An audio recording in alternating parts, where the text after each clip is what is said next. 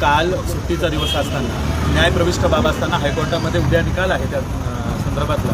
काल पवन दत्ता हे जे IAS अधिकारी आहेत, प्रांत आहेत नाशिकचे, यांनी जी मुजुरी केलेली आहे, यांनी जी दादागिरी शेतकऱ्यांना केली, महिलांना मारझोड केली.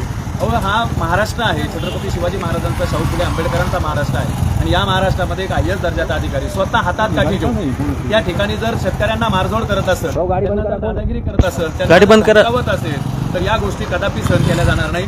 या कुंभमंत्री गिरीश महाजनांना माझी विनंती आहे की आपण या सगळ्या अधिकाऱ्यांना समज द्या आणि या कुंभमेळ्याच्या सगळ्या कामांमध्ये टेंडर कोणकोणाचे आहेत, हे टेंडर कुठल्या लोकांना दिले आहे याची सुद्धा चौकशी केली पाहिजे. उद्या या संदर्भामध्ये आज आम्ही पोलिसांना त्या ठिकाणी सरकारवाड्याला दिले आणि नाशिक तालुका पोलीस स्टेशनला या ठिकाणी सांगितले की उद्या त्या IAS प्रांत अधिकाऱ्याला त्याचं निलंबन व्हावं, त्याच्यावर कायदेशीर गुन्हा दाखल व्हावा, यासाठी छावा क्रांतीवीर सेना आणि सर्व शेतकरी या जिल्ह्यातले या सर्व शेतकऱ्यांना एकत्रित करत त्या ठिकाणी आंदोलन करणार आहोत. जोपर्यंत त्यांचं निलंबन होत नाही तोपर्यंत हा लढा संपणार नाही. आणि